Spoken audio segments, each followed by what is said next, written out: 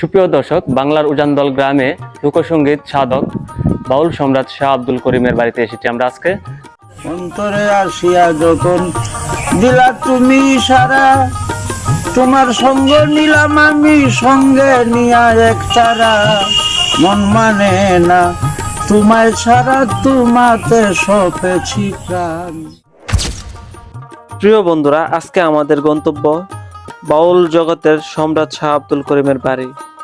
দিরাই থেকে সরাসরি এই ঘাটে আসার পর আমরা অসংখ্য নৌকা দেখতে পাই। যদিও ঘাটটা অস্থায়ী, মানে সব সময় এই ঘাটটা থাকে না। নৌকাতে ওঠার পর যেন মনে হচ্ছে অন্য এক জগতে পা রাখলাম। বাতাসের শব্দ আর পানির শব্দ কানে বাড়ি দিচ্ছে।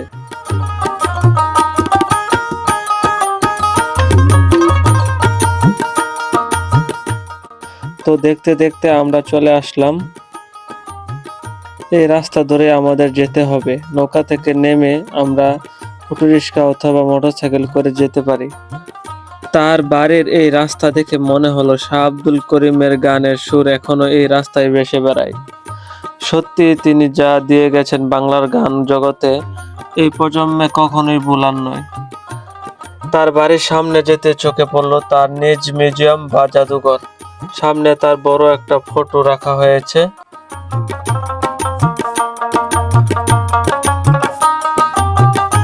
আজও যেন বাঁশির সুর খুঁজে বেড়ায় শাহ আব্দুল করিমকে, তার সুরের সাধককে।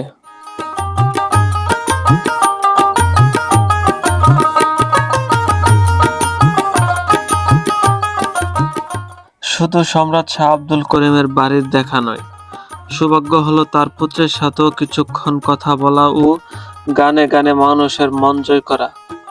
এই মানুষটির জানা অজানা কথা শুনলাম তার পুত্রের মুখ থেকে।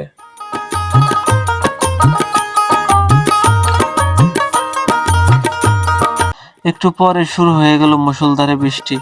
এই বৃষ্টির পরিবেশ যেন আরো আমাদের শাহ আব্দুল করিমের কথা মনে করিয়ে দিচ্ছে। আব্দুল করিম মনে হয়তো এমনই একবারই জন্ম নেন।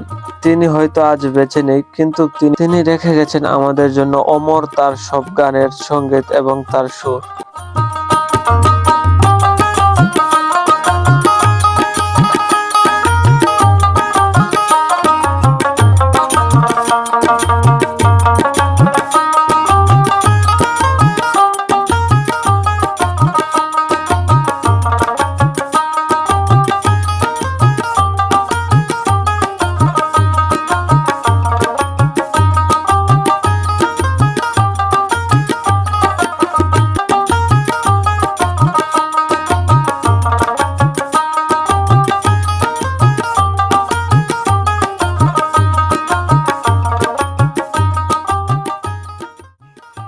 প্রিয় বন্ধুরা, শাহ আব্দুল করিমের এই ভিডিওটি এই পর্যন্তই।